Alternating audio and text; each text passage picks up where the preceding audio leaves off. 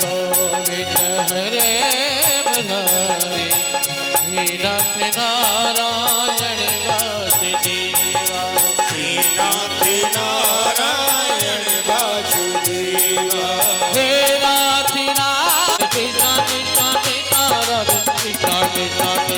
राधे कृष्ण कृष्ण कृष्ण राधे कृष्ण कृष्ण कृष्ण राधे कृष्ण कृष्ण कृष्ण राधे कृष्ण कृष्ण कृष्ण राधे कृष्ण कृष्ण कृष्ण ताली बजाते हुए कृष्ण कृष्ण कृष्ण राधे कृष्ण कृष्ण कृष्ण राधे कृष्ण कृष्ण कृष्ण कृष्ण राधे कृष्ण कृष्ण कृष्ण कृष्ण कृष्ण राधे कृष्ण कृष्ण गोविंद हरे मुरारी श्रीनाथ नारायण वासुदेवा श्रीनाथ नारायण वासुदेवा श्रीनाथ नारायण वासुदेवा श्रीनाथ नारायण वासुदेवा श्रीनाथ नारायण वासुदेवा श्रीनाथ नारायण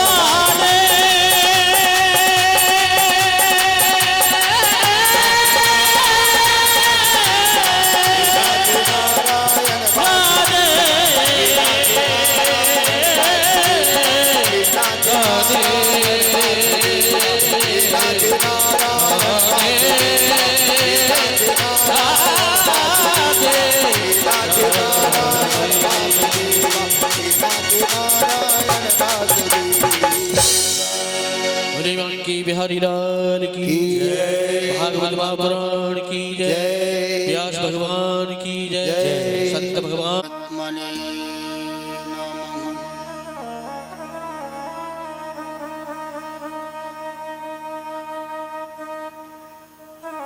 श्री गुरु चरण कमलेभ्यो नमः।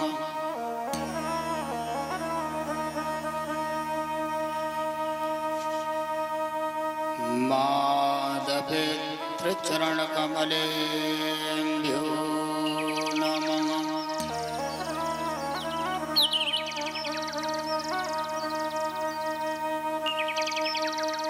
श्री राधा वल्लभाय नमः।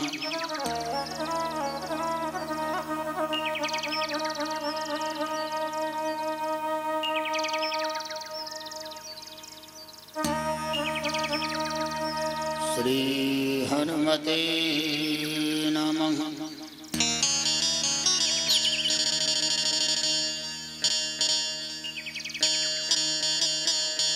वक्रतुण्ड महाकाय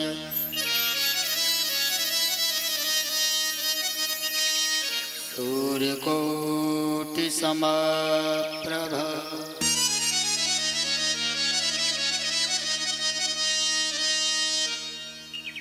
निर्विघ्नं कुरु मे देव।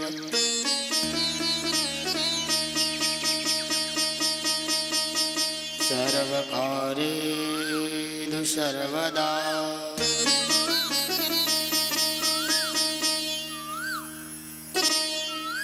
गुरुर्ब्रह्मा गुरुर्विष्णु गुरुर्देव महेश्वरः गुरुर्साक्षात् परं ब्रह्म तस्मै श्री गुरवे नमः।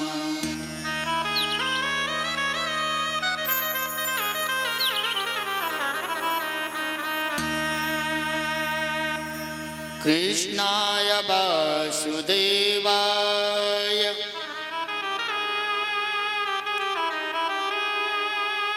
देवकी नंदनाय च नंदगोपकुमाराय श्रीगोविन्दाय नमो नमः।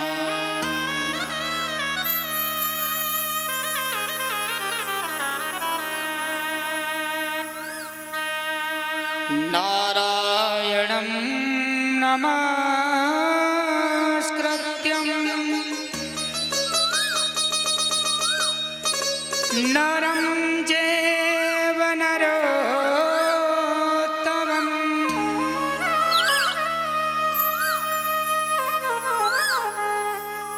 देवी सरस्वती व्यास तथोमादजे मुदीयरे।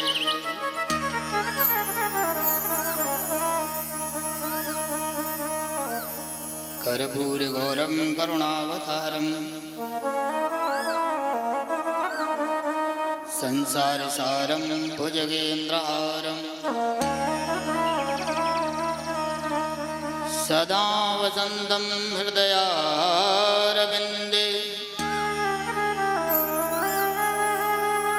भवं भवानी सहितं नमामि।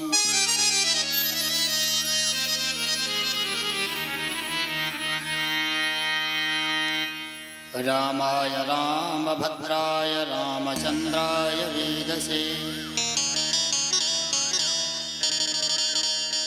रघुनाथाय नाथाय सीताये पतये नमः।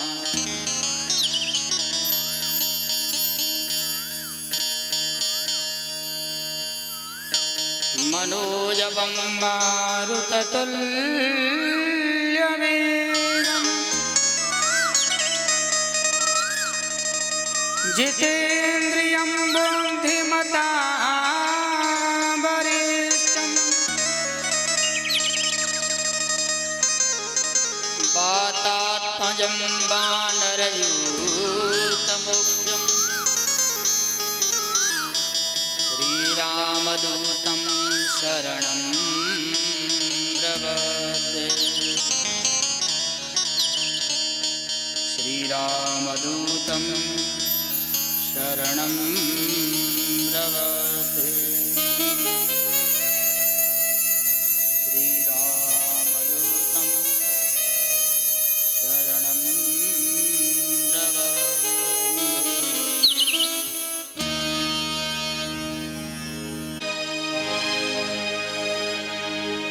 श्री राधे राधे गोविंद।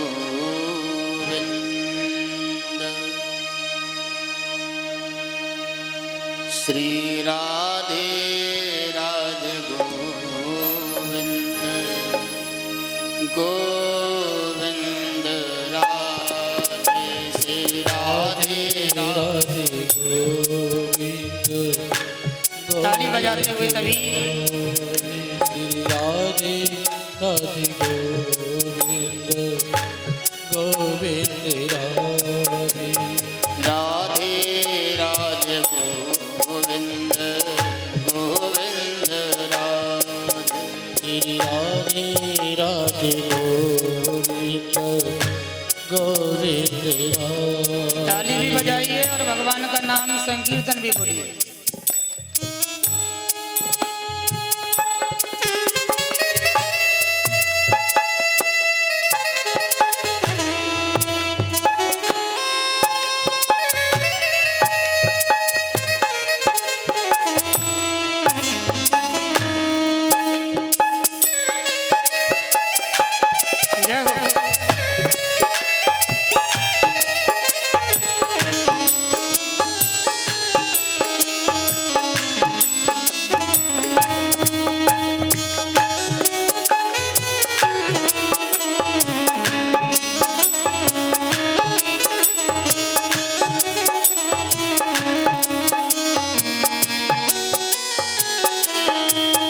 श्री राधे राधे गोविंद गोविंद राधे।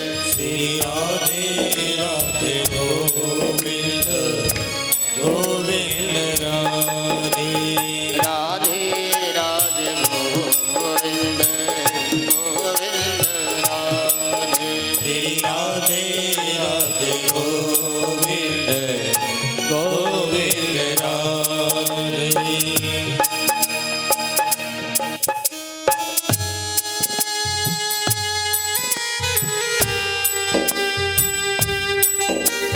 हरि बोल।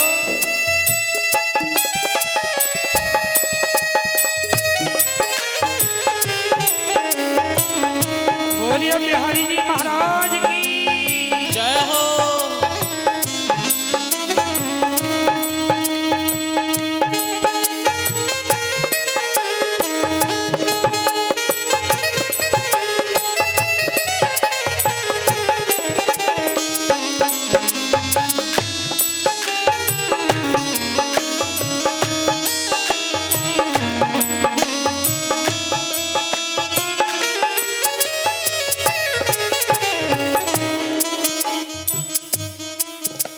देखो भाइयों, अगर आप बोलोगे नहीं तो भी आनंद नहीं आएगा और ताली भी नहीं बजाओगे तब भी आनंद नहीं आएगा। ताली भी बजाओ और बोलो। गोविंद राधे बोलो, गोपाल राधे। गोविंद राधे बोलो, गोपाल राधे। गोविंद राधे बोलो, गोपाल राधे।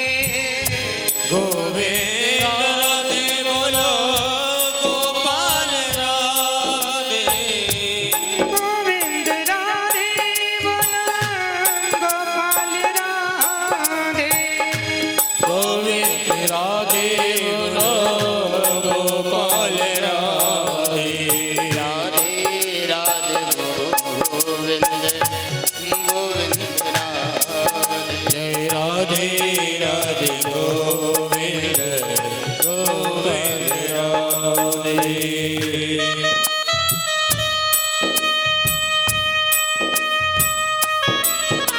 जय हो।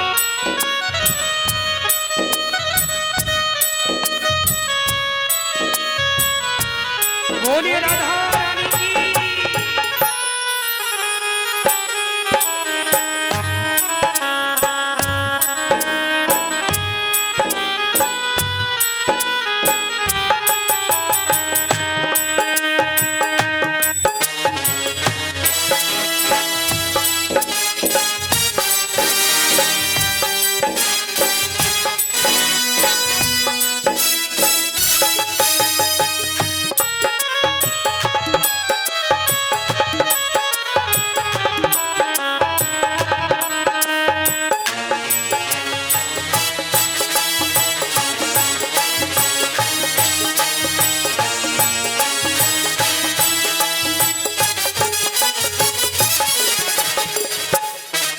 जय राधे राधे जय राधे राधे जय राधे राधे जय राधे राधे। राधे राधे जय राधे राधे जय राधे राधे जय राधे राधे। राधे राधे गोविंद गोविंद राधे। जय राधे राधे गोविंद गोविंद राधे। राधे राधे गोविंद गोविंद राधे। जय राधे राधे गोविंद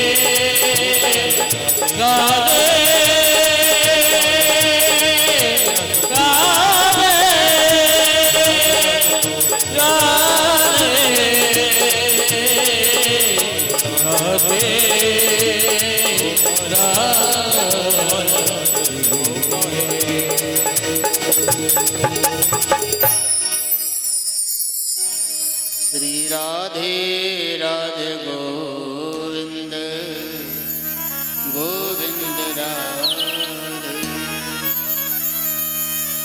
एक बार सभी भक्त हाथ उठाकर बोलेंगे राधे राधे। बोलो राधे।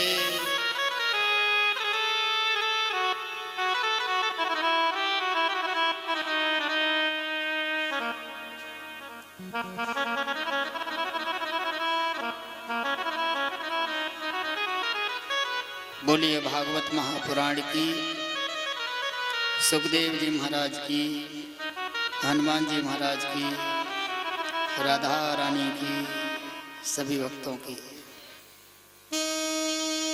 परम पवित्र वेला और पवित्र ही श्रीमद् भागवत कथा। सभी भक्त कथा श्रवण करने के लिए आए हुए हैं। सबसे पहले सभी भक्तों को यह मालूम होना चाहिए कि आप इस समय कहां विराजमान हो। भूल जाइए ये कोई अलीगढ़ शहर है, कोई कॉलोनी है। ठाकुर जी की जितनी भी कथा हुई है सभी कथा गंगा के किनारे पर हैं, गंगा के किनारे पर हुई है। भले सत्यनारायण की कथा हो, रामचरितमानस की कथा हो या श्रीमद् भागवत कथा हो, पवित्र गंगा महारानी कल कल की आवाज करती हुई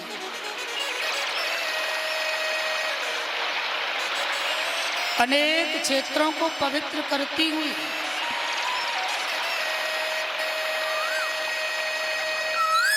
गंगा सागर में जाकर विलीन हो जाती है। इस समय तुम कहां विराजमान हो? नेम से सूतमासी, नेम सारण्य क्षेत्र में बैठे हुए हो इस समय तुम। नेमी सारण्य क्षेत्र कहां से आया? इस क्षेत्र का नाम कैसे पड़ा?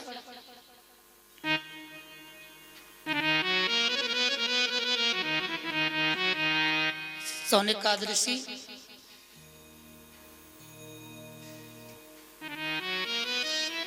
सौनिकाद ऋषियों के 88,000 शिष्य मंडली, उनके मन में विचार आया जब भगवान का भजन करते हैं तो भजन करने में मन नहीं लगता है।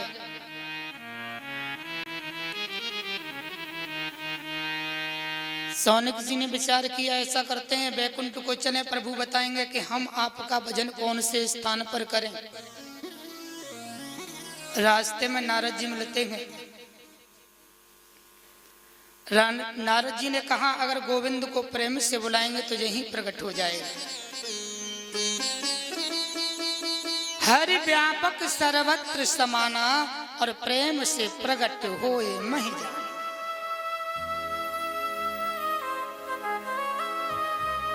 भाव का भूखा हूं मैं, भाव ही एक सार है और भाव से जप लो तो भव से बेड़ा पार है। अगर गोविंद को प्रेम से और भाव से बुलाओगे तो यहां भी प्रकट हो जाएगा।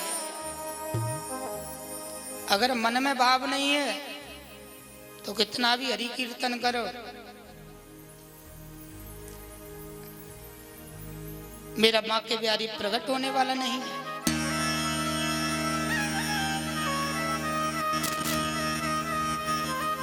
नारद जी ने कहा यही प्रकट हो जाएंगे। सौनिक ऋषि बोले बिल्कुल। हरि कीर्तन किया, ठाकुर जी को प्रकट होना पड़ा। बताइए महात्माओं क्या बात है? बोले प्रभु जिस समय हम भजन करते हैं ना तो भजन करने में मन नहीं लगता। उसी समय नारायण भगवान ने अपने नेत्रों को बंद किया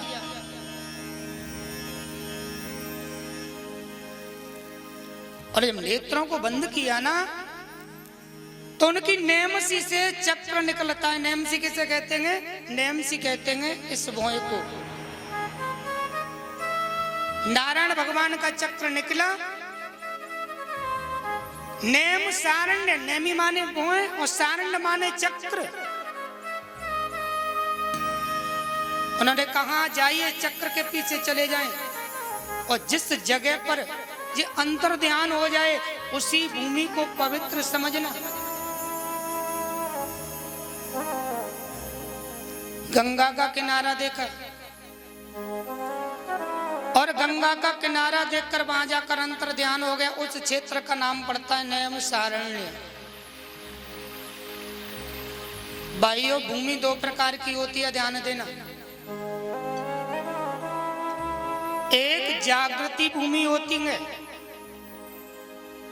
जागृति भूमि किसे कहते हैं? ऐसे मान लो आपने कोई जमीन खरीदी और आपने मकान को बनाया, बड़ी सुख शांति मिली। एक भूमि होती है मकान को बनाया लेने के बाद में उस मकान के अंदर, उस भूमि के अंदर कलह प्रकट हो जाती है। कोई जीवन में मनुष्य तरक्की नहीं कर पाता है। उसे शमशान भूमि कहते हैं। सभी विद्वान कहते हैं कि पूरब मुख जमीन ले लो। कहते हैं ना कि पूरब की तरफ मुख होगा बहुत शुभ होती है, उत्तर की तरफ ले लो बहुत शुभ होती है। यह कोई जरूरी नहीं है कि भूमि पूरब मुख हो या भूमि उत्तर मुख हो। अगर जागृति भूमि है तो दक्षिण मुखी भी शुभ होती है। कहते ना, अरे हमें तो दक्षिण मुखी भूमि है, हमारा मकान का दरवाजा दक्षिण की ओर है, परंतु हमें तो बहुत फली है, हमारे बच्चों के विवाह हुए, बच्चों की नौकरी लगी, ये हो गया। अगर वो भूमि जागृति नहीं है, अगर भूमि का अंश खत्म हो चुका है तो उसे देखने के लिए भूमि की मिट्टी ले आसन के नीचे डालें और ध्यान लगाकर बैठ जाएं गुरु का। अगर तुम्हारा मन लगता है तो जागृत भूमि है, अगर तुम्हारा मन नहीं लगेगा तो उस भूमि को जीवन में मत खरीदो। किसी विद्वान के पास जाने की जरूरत नहीं है। मनुस्मृति का लेख है ये। महात्माओं ने देखा चक्र अंतर ध्यान हो गया, पवित्र भूमि समझी। उस क्षेत्र का नाम पड़ता नैम सारण्य। इस समय तुम विराजमान हो नैम सारण्य में, भजन करने लगे। मन में इच्छा प्रकट हुई कि हम कथा सुनना चाहते हैं। अब कथा सुनाने के लिए तो किसी वक्ता की, व्यास की जरूरत होती है। सूत जी महाराज आए। सूत कहते हैं एक धागे को जोड़ते हुए वस्त्र बन जाता है। ऐसे ही सूत माने जो परमात्मा से जाकर पूरा मिलन करा दे। इनका नाम था उग्र सर्वा। इनके पिताजी का नाम था रोमहर्षण। अरे सूत जी महाराज आइए, चरण वंदन किया, आसन दिया और हाथ जोड़कर कहने लगे, गुरुदेव कथा सुनाइए। सूत जी महाराज मुस्कुराते हैं, कौन सी कथा सुनना चाहते हो आप? बोले राम कथा सुनोगे? अभी देखो कथा प्रारंभ नहीं हुई है, अगर आप चाहोगे तो राम कथा चालू हो जाएगी। बोले राम कथा सुनोगे? बोले राम कथा नहीं, राम कथा तो सुनिए। बोले तो एक काम करो, सत्यनारायण भगवान की कथा सुन लो। बोले नहीं। शिव पुराण सुनिए? बोले नहीं गुरुदेव। बोले कौन सी कथा सुनना चाहते हो?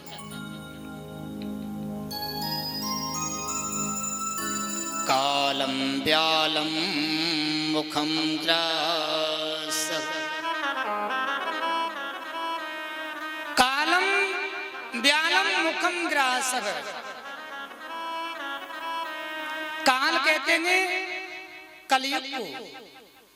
इस कलयुग में कौन सी कथा है जिससे कल्याण हो जाए, वो कथा सुनाई है। सूत जी महाराज कहते तो मैं आपको वो कथा सुनाता हूं जिस कथा को सुखदेव जी महाराज ने राजा परीक्षित जी को सुनाई थी। बोले परीक्षित जी को सुना रहे थे इस समय कथा, तो देवता लोग आते हैं। सुधा कुंभेन घृत्वेवं देवा शस्त्र समागमन।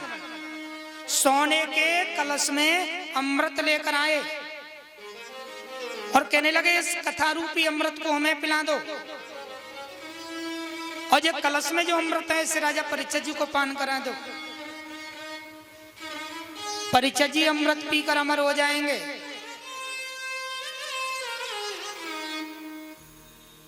सुखदेव जी बोले अरे देवताओं सुनो, अगर ये कथा सुनना चाहते हो तो पहले तुम्हें मनुष्य शरीर धारण करना पड़ेगा।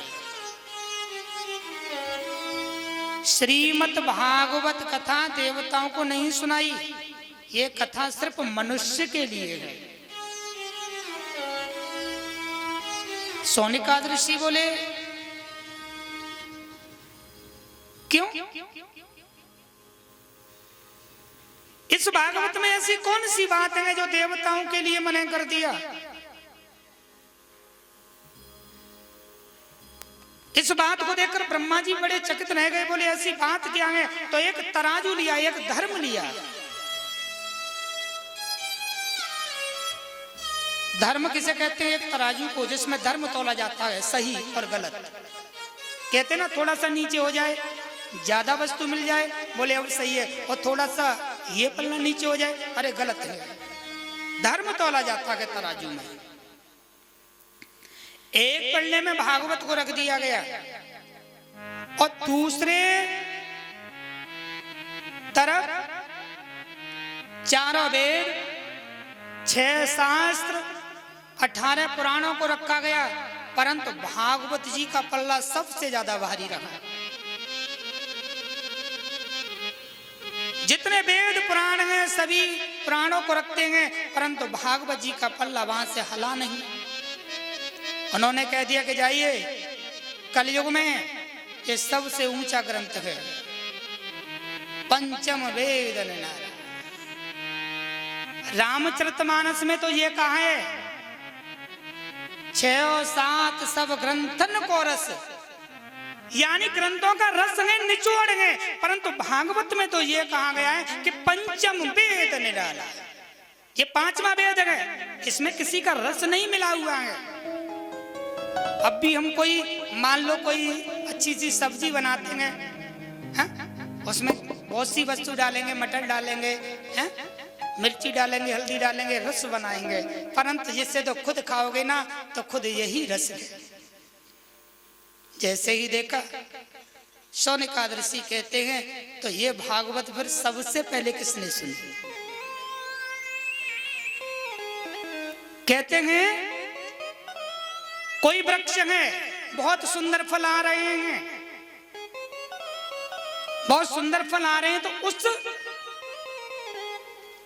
वृक्ष पर सबसे पहले कौन से पंछी ने उस फल को खाया? इस कथा को सबसे पहले किसने सुना? बोले भगवान के भक्त नारद जी ने सुना। जब नारद जी की बात आई, बोले नारद जी ने सुना।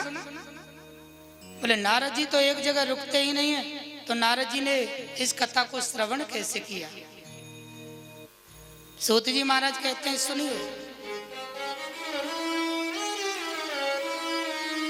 नारद जी के मन में विचार आया और देखने लगे इस पृथ्वी लोक पर मनुष्य दुखी क्यों है, परेशान क्यों है। हाथ में बीड़ा लिया, हरि कीर्तन करते हुए, हरि का नाम लेते हुए प्रत्येक क्षेत्र में जाने लगे। हरे श्रीमन्नारायण नारायण नारायण। नारद जी क्षेत्र में जाकर हरि गुणगान करते हैं और मनुष्य को देखते हैं कि ये दुखी क्यों है। हरे श्रीमन्नारायण नारायण नारायण श्रीमन्नारायण नारायण नारायण ताली बजाते हुए हरि का नाम लेते हुए नारायण नारायण नारायण श्रीमन्नारायण नारायण नारायण श्रीमन्नारायण नारायण नारायण श्रीमन्नारायण नारायण नारायण श्रीमन्नारायण नारायण नारायण श्रीमन्नारायण नारायण नारायण श्रीमन्नारायण नारायण नारायण हरि बोल।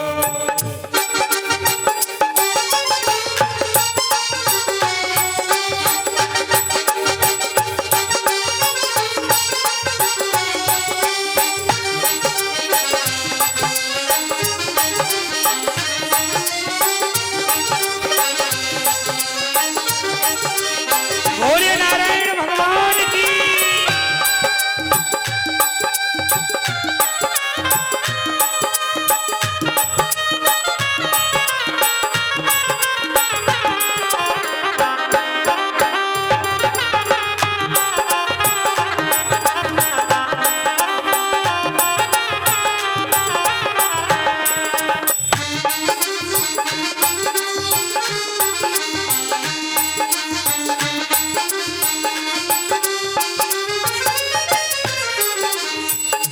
जो नारायण नाम लेतो है जो नारायण नाम लेते हैं जो नारायण नाम लेतो है जो नारायण नाम लेते हैं नारायण नाम लेते हैं जो नारायण नाम लेतो है जो नारायण नाम लेते हैं जो नारायण नाम लेतो है जो नारायण नाम लेते हैं जो नारायण नाम लेतो है जो नारायण नाम लेते हैं पाप कटे तब तारायण तब तारायण श्रीमन्नारायण नारायण नारायण श्रीमन्नारायण नारायण नारायण बोलिए नारायण भगवान की।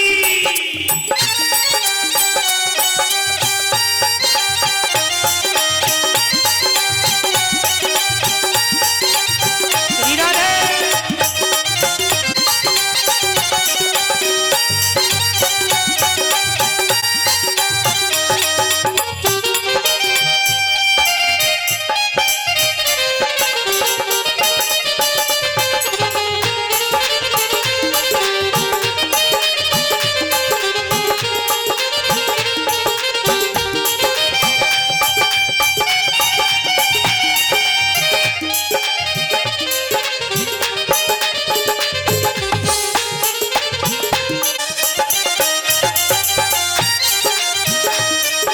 श्रीमन्नारायण नारायण नारायण श्रीमन्नारायण नारायण नारायण श्रीमन्नारायण नारायण नारायण श्रीमन्नारायण नारायण नारायण श्रीमन्नारायण। दादी की सेवा करते हुए दोनों हाथों को उठा। नारायण नारायण श्रीमन्नारायण नारायण नारायण श्रीमन्नारायण नारायण नारायण श्रीमन्नारायण नारायण नारायण नारायण